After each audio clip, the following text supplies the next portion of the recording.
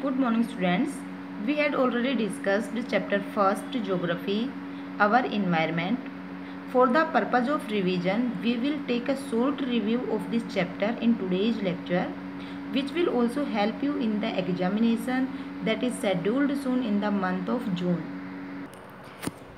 बेटा हम चैप्टर का शॉर्ट रिव्यू लेंगे, जो इम्पोर्टेंट चीज़ें होंगी वही हम इसमें डिस्कस करेंगे।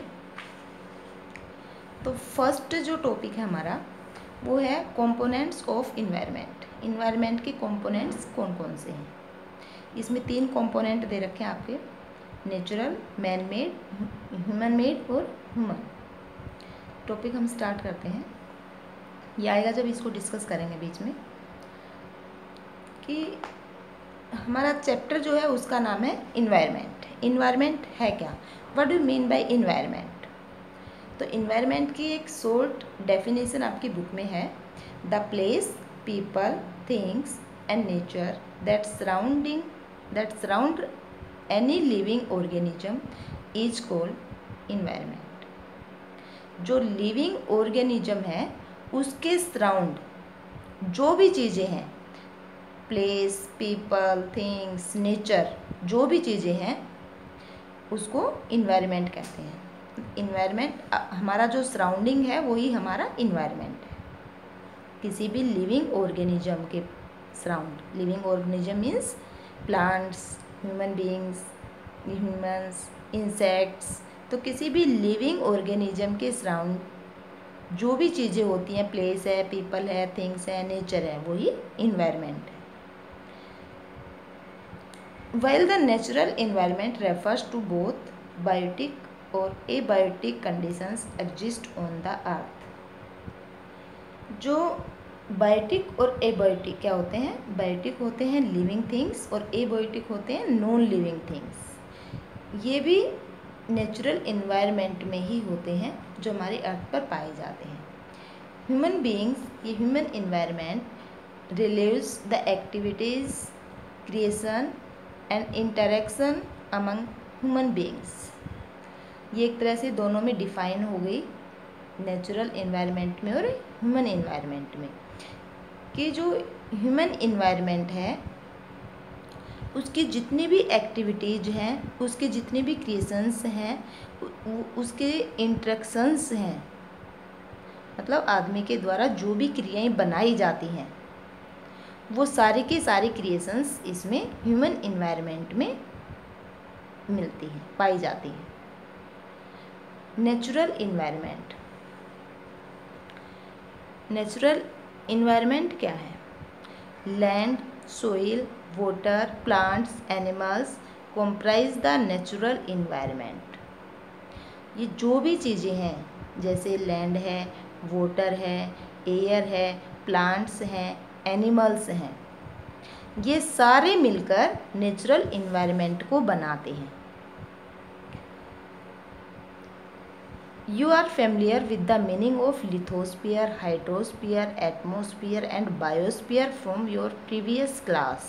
आपने जो प्रीवियस क्लास थी 6th क्लास, उसमें इन सभी के बारे में पढ़ा होगा, लिथोस्फीयर के बारे में, हाइड्रोस्फीयर के बारे में, एटमोस्फीयर के बारे में और बायोस्फीयर के बारे में। Let us learn some more facts about these domains। आओ हम कुछ इन सभी के मोर फैक्ट्स देखते हैं कि इनके फैक्ट्स क्या क्या हैं। जो फर्स्ट है वो है लिथोस्फीयर। लिथोस्फीयर क्या है, तो lithosphere is the solid crust और hard top layer of the earth. It is made up of rocks and minerals and covered by a thin layer of the soil. Lithosphere क्या है, एक solid crust है, hard top layer, इसकी जो top layer होती है वो hard होती है, ऑफ द अर्थ, जो अर्थ सरफेस के ऊपर होती है। ये रॉक्स और मिनरल्स से बनी होती है और सोइल की एक थिन लेयर इसको कवर्ड करती है। It is an irregular surface with the various landforms such as mountains, plateaus, plains and valleys etcetera. ये एक इरेगुलर सरफेस है और इसमें बहुत सारे लैंडफॉर्म्स पाए जाते हैं। लैंडफॉर्म्स जैसे कि माउंटेन्स, प्लेट्यूज, प्लेन्स और valleys. Landforms are found over the continents and also on the oceanic floors. Landforms जो हैं वो सभी कॉन्टिनेंट्स में पाए जाते हैं। और कॉन्टिनेंट्स क्या होते हैं, जैसे एशिया कॉन्टिनेंट है, अफ्रीका है, ऑस्ट्रेलिया है, ये सारे हमारे 7 कॉन्टिनेंट्स होते हैं। तो जो लैंडफॉर्म्स होते हैं वो सभी कॉन्टिनेंट्स में पाए जाते हैं। और कॉन्टिनेंट्स में ही नहीं, साथ साथ ही जो ओशनिक फ्लोर है, जो महासागर होते हैं, उनके फ्लोर पे भी पाए जाते हैं। Lithosphere is the domain that provides us forests, grasslands for grazing, land for agriculture and human settlements। जो लिथोस्फीयर होता है वो हमें कई सारी चीज़ें प्रोवाइड करवाता है, जैसे फॉरेस्ट होते हैं उसके ऊपर फॉरेस्ट हमें प्रोवाइड करवाता है, पशुओं को चराने के लिए ग्रासलैंड्स देता है, और एग्रीकल्चर के लिए लैंड हमें वहाँ से मिलती है, ह्यूमन सेटलमेंट्स के लिए भी लैंड हमें मिलती है। It is also a source of mineral wealth. ये मिनरल का भी बहुत बड़ा सोर्स है, इसमें बहुत सारे मिनरल्स भी पाए जाते हैं। तो यहाँ एक क्वेश्चन बन जाएगा, what does the lithosphere provides us. Lithosphere हमें क्या प्रोवाइड करवाता है, तो आप आंसर दे सकते हैं, lithosphere provides us forest, grassland for greasing, land for agriculture and human settlements etcetera.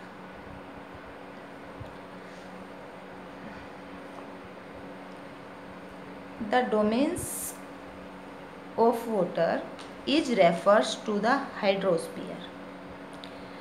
जो वाटर का जो एरिया होता है, डोमेन्स मतलब रीजन, जो वाटर का जो रीजन होता है वही हाइड्रोस्फीयर होता है। It comprises the various sources of water and different types of water bodies like rivers, lakes, seas, oceans etc। ये डिफरेंट टाइप की वाटर बॉडीज को भी रेफ़र करता है।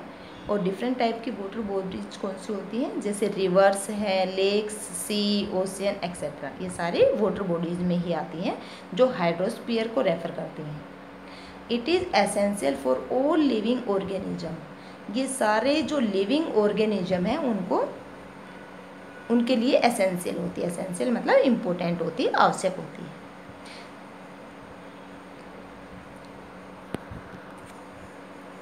It is essential for human beings, plants, animals, etc. Without water, life is not possible. About 71% of the Earth's surface is covered with water।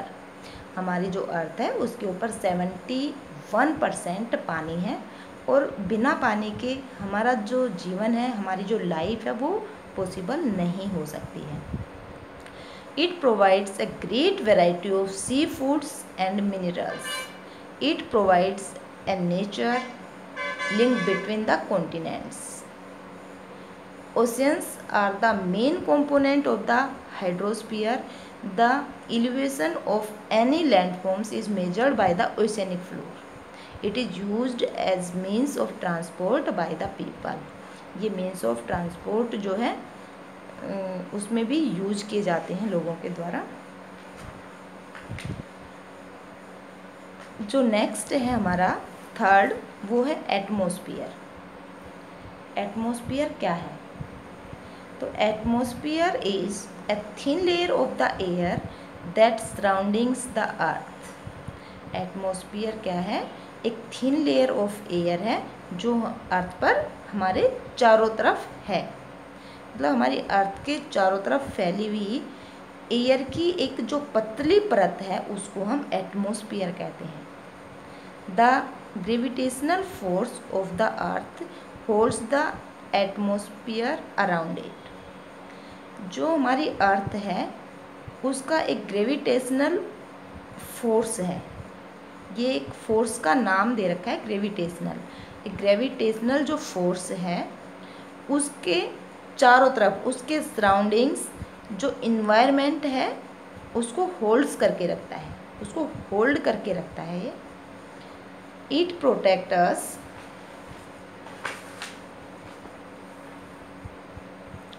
From the harmful rays and scorching heat of the sun. ये हमारी जो harmful rays होती हैं सन की, और जो स्कोचिंग heat होती है सन की, स्कोचिंग हीट का मतलब होता है जो झुलसाने वाली तेज गर्मी होती है, उससे हमारी प्रोटेक्शन करता है। It consist of a number of gases, dust and water vapours. इसमें जो हमारा इन्वायरमेंट है उसमें जब कुछ चेंजेज आते हैं, उसमें चेंजेज होने से हमारा जो एटमॉस्फेयर है उसमें चेंजेज होने से वेदर और जो क्लाइमेट है वो भी चेंज हो जाता है। It consist number of gases, dust और वाटर वेपर्स। ये हमारी गैसेज से, डस्ट से, वाटर वेपर्स, ये सारी चीज़ें इसमें प्रेजेंट होती हैं इन्वायरमेंट, एटमॉस्फेयर में। प्लांट्स और animals kingdom together makes biosphere और द लिविंग वर्ल्ड। जो प्लांट्स और एनिमल किंगडम होते हैं वही बायोस्फीयर को बनाते हैं। जो हमारा फोर्थ डोमेन्स था वो था बायोस्फीयर। पहला था हमारा जो पहला था वो था लिथोस्फीयर, उसके बाद हाइड्रोस्फीयर, फिर था एटमॉस्फेयर और उसके बाद है बायोस्फीयर। तो प्लांट्स और एनिमल किंगडम जो है वो मिलके बायोस्फीयर को बनाते हैं। It is a narrow zone of the earth where land, water and air interact with the each other to support life. ये एक अर्थ के ऊपर नैरो जोन होती है जहाँ पे लैंड, वाटर और एयर इंटरेक्ट करते हैं, सारे आपस में वहाँ मिलते हैं और जो लाइफ सपोर्ट सिस्टम बनता है। It is a very significant part of the अर्थ। जो बायोस्फीयर है वो एक वेरी सिग्निफिकेंट पार्ट है हमारी अर्थ का। It is the part of the earth that is occupied by the living organisms. जो लिविंग ऑर्गेनिजम्स होते हैं वो भी हमारी अर्थ के ऊपर, अर्थ का एक पार्ट होते हैं जो हमारा बायोस्फीयर में होते हैं। It provides us favourable conditions for the life. ये हमें फेवरेबल कंडीशंस जीने के लिए देता है। Both the biotic and abiotic environment are interdepend and provide a variety of food and raw materials. जो बायोटिक और एबायोटिक जो इन्वायरमेंट होते हैं वो एक दूसरे के ऊपर डिपेंड होते हैं और provide a variety of food and raw materials हमें प्रोवाइड करवाते हैं। All the plants, animals and human beings depend on their surroundings. सारे प्लांट्स, एनिमल्स और ह्यूमन बीइंग्स ये सारे के सारे अपने सराउंडिंग्स पर ही डिपेंड होते हैं, एक दूसरे पे ये सारे डिपेंड होते हैं। Now we move to the next topic, और next topic is what is ecosystem. Ecosystem क्या है? इकोसिस्टम किसे कहते हैं, इसका मतलब क्या है? तो ecosystem is a system formed by the interaction of the living organisms with each other and with their environment। Ecosystem जो है उसमें जो लिविंग ऑर्गेनिज्म होते हैं वो सारे एक दूसरे को इंटरेक्ट करते हैं और जो इन्वायरमेंट है उसी में ही ये रहते हैं सारे के सारे। इसकी डेफिनेशन टाइप यहाँ भी दे रखी है कि all plants, animals and human beings depend on their immediate surroundings. सारे एनिमल्स, प्लांट्स और ह्यूमन बीइंग्स ये सारे के सारे अपने सराउंडिंग्स पर ही डिपेंड होते हैं। Often they are also interdepend on each other. ये प्राय एक दूसरे पर ही डिपेंड होते हैं। This relation between the living organism as well as the relation between the organism and their surroundings from the ecosystem. ये जो दोनों का जो रिलेशन है लिविंग ऑर्गेनिज्म का, जो दोनों के बीच का जो रिलेशन है यही इकोसिस्टम को बनाता है।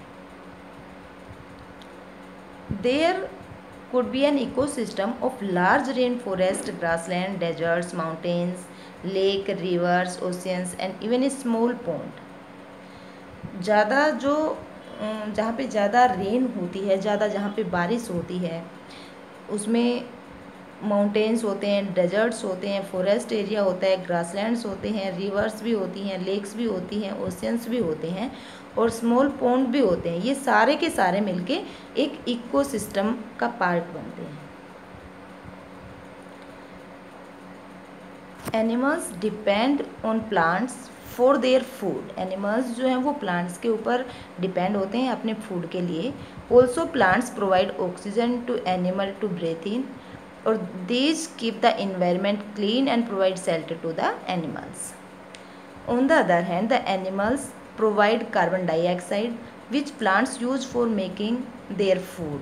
क्योंकि हम जो पेड़ पौधे जो हवा छोड़ते हैं जिसको ऑक्सीजन कहा जाता है, वो हमारा एक लाइफ सपोर्ट सिस्टम होता है जिससे हम सांस लेते हैं, और हम जो कार्बन डाइऑक्साइड छोड़ते हैं वो पौधे ले लेते हैं जिससे पौधे बढ़ते हैं। वो उनका एक लाइफ सपोर्ट सिस्टम होता है। इसी तरह से ये प्रक्रिया जो होती है ये चलती रहती है। Now we move to the next topic, और next topic is human environment.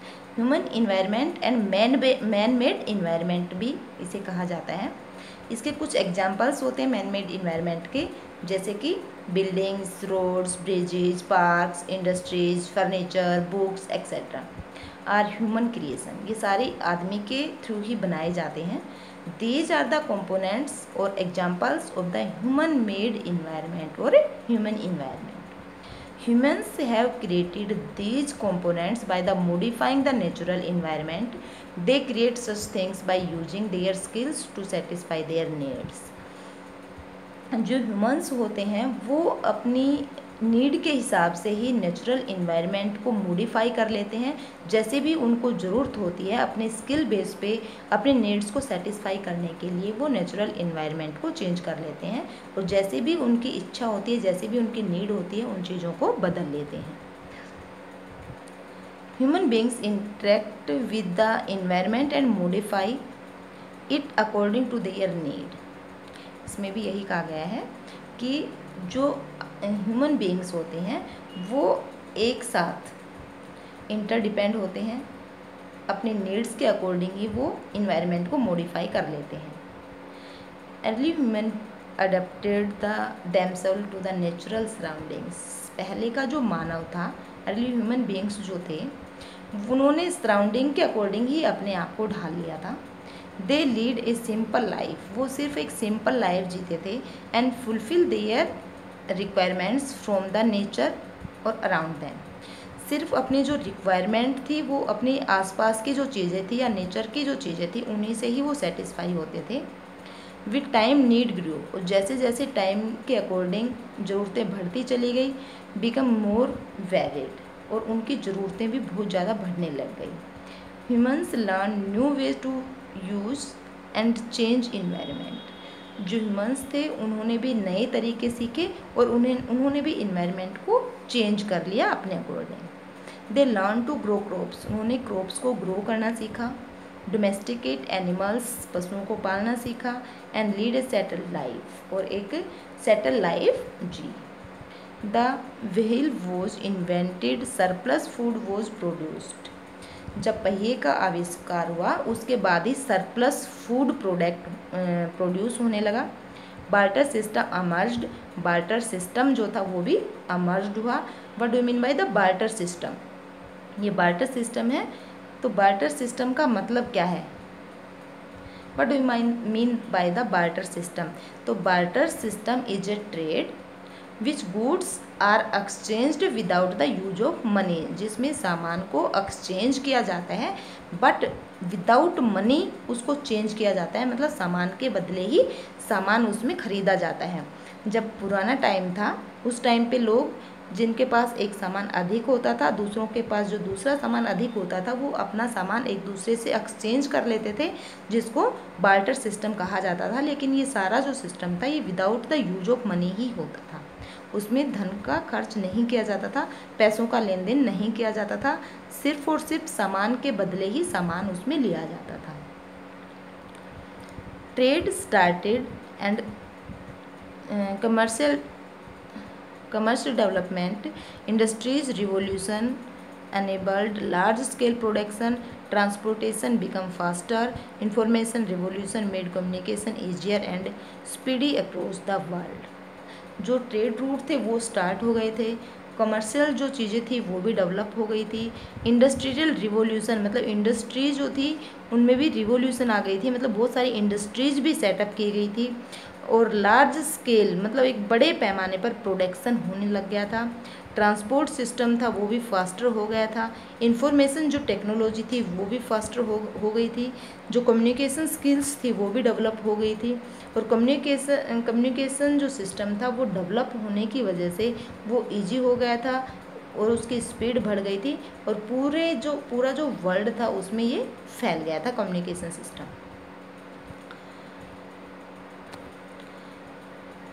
अच्छा, चैप्टर का शॉर्ट रिव्यू बेटा कंप्लीट हो गया है हमारा, चैप्टर छोटा ही था।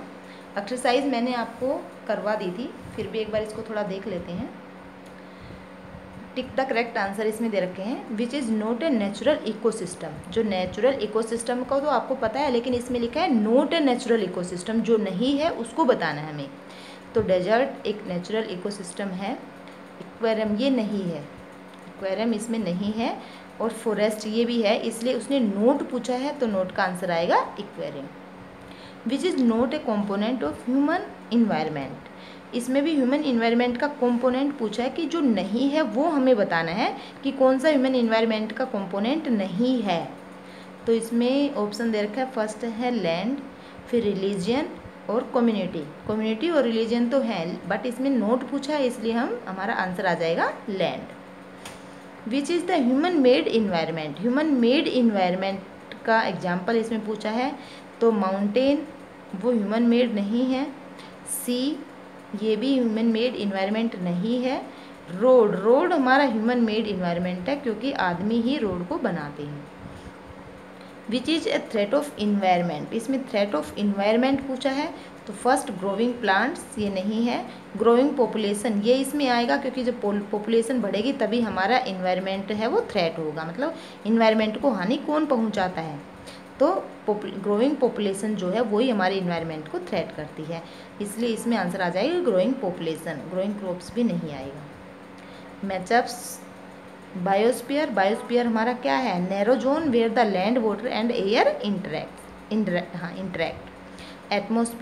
एटमॉस्फेयर में आएगा blanket of air which surroundings the earth. Hydrosphere क्या है, डोमेन्स ऑफ वाटर है, तो डोमेन्स ऑफ वाटर पे आ जाएगा। और इन्वायरमेंट क्या है हमारा, आवर सराउंडिंग्स जो है वही हमारा इन्वायरमेंट है, तो आंसर आ जाएगा आवर सराउंडिंग्स। ये दो इसमें एक्स्ट्रा दे रखे हैं। इसके बाद बेटा मैंने आपको एक असाइनमेंट दिया था,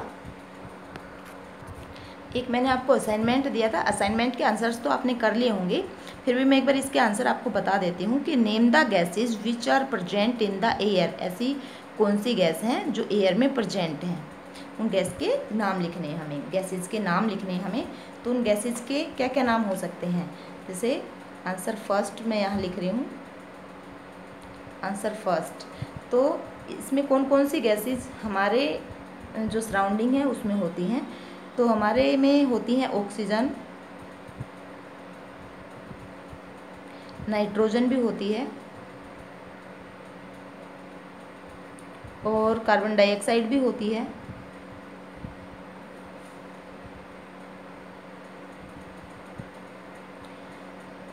और इसमें नियोन भी होती है, ऐसे ओजोन भी होती है, इसलिए हम इसमें एक्सेट्रा लिख के यहाँ पे छोड़ सकते हैं। ऑक्सीजन हमारी 21% होती है, नाइट्रोजन जो है वो हमारी 71% होती है, ये 21% होती है, ये 71% होती है, और कार्बन डाइऑक्साइड जो है और नियोन है, ओजोन है, ये सारे मिलके 1% होती है हमारी। सेकंड जो क्वेश्चन है वो है, how can we protect our environment, हम इन्वायरमेंट की प्रोटेक्शन कैसे कर सकते हैं। तो इन्वायरमेंट की प्रोटेक्शन आप कैसे कर सकते हो, तो इसका आंसर लिखेंगे हम, मैं आपको शॉर्ट में बता रही हूँ बस सिर्फ, इसका आंसर हम लिखेंगे एक तो रीयूज करके, रिसाइकिल करके और रिड्यूस करके हम इन्वायरमेंट को प्रोटेक्ट कर सकते हैं। टू रीयूज, रिसाइकल और रिड्यूस करके हम इन्वायरमेंट की प्रोटेक्शन कर सकते हैं। दूसरा हम लिख सकते हैं don't cut trees,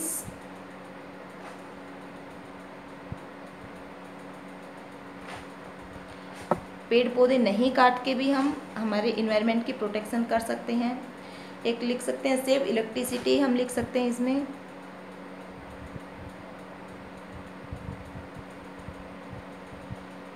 save electricity, हम लिख सकते हैं कि सेव इलेक्ट्रिसिटी के थ्रू भी हम अपने इन्वायरमेंट की प्रोटेक्शन कर सकते हैं।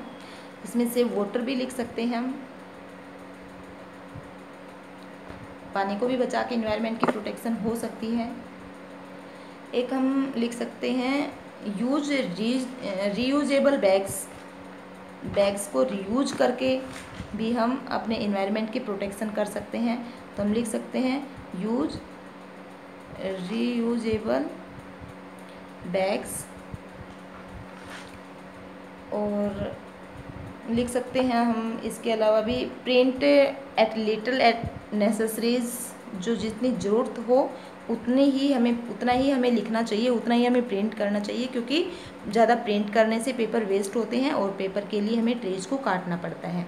इसलिए हमें print at the litre as necessary, जितनी हमें ज़रूरत हो उतना ही हमें प्रिंट करना चाहिए ताकि हमारा पेपर वेस्ट ना हो। इस तरह के बहुत सारे हम पॉइंट्स इसमें लिख सकते हैं। थर्ड जो है हमारा, what do you mean by the natural environment. Natural environment क्या है, उससे आप क्या समझते हो नेचुरल इन्वायरमेंट से। तो नेचुरल इन्वायरमेंट जो है वो मैंने आपको अभी चैप्टर में बताया है। आंसर थर्ड, नेचुरल इन्वायरमेंट जो है एक तो उसको फिजिकल इन्वायरमेंट में हम कह सकते हैं।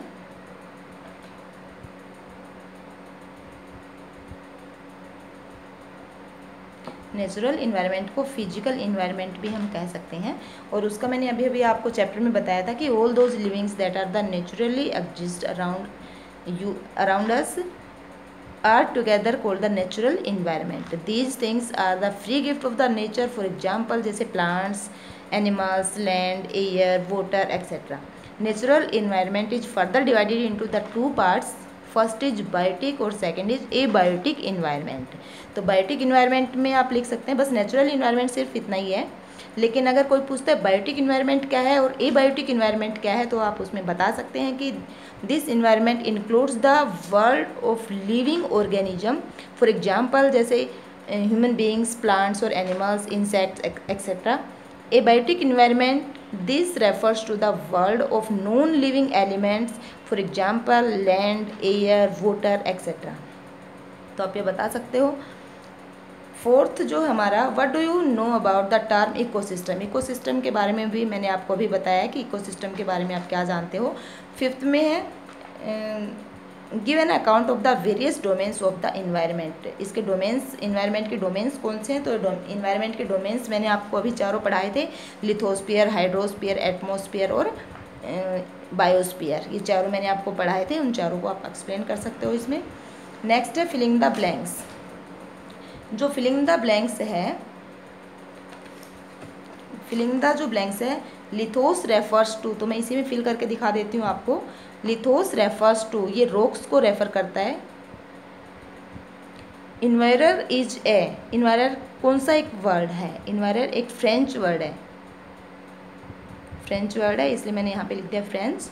Table is a environment, table कौन सा इन्वायरमेंट है, तो इसको हम ह्यूमन मेड इन्वायरमेंट कह सकते हैं, मैन मेड इन्वायरमेंट भी इसको कह सकते हैं, मैन मेड इन्वायरमेंट हम इसको कह सकते हैं।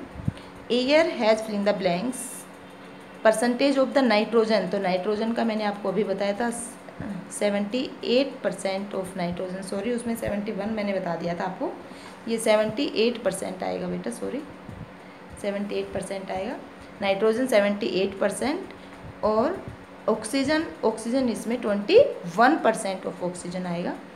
Filling the blanks is the unique for it is the only planet in the universe to have life, air and water, तो इसमें आ जाएगा अर्थ। अर्थ हमारा एक ऐसा यूनिक प्लेनेट होता है जो यूनिवर्स होता है, लाइफ, एयर और वाटर वहाँ पे सब हमें मिल जाता है, तो यूनिक प्लेनेट हमारा अर्थ है। अर्थ हमारा एक यूनिक प्लेनेट माना जाता है। तो ये हमारा असाइनमेंट था जो आपने फेयर नोटबुक में कर ही लिया होगा।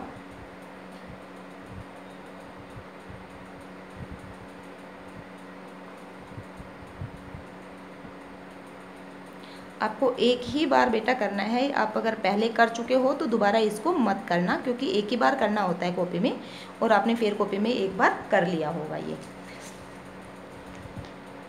Students, these are your first online assessment and you need to study hard as it is a new way of evaluating you. Eat good, sleep good or study good. Thank you.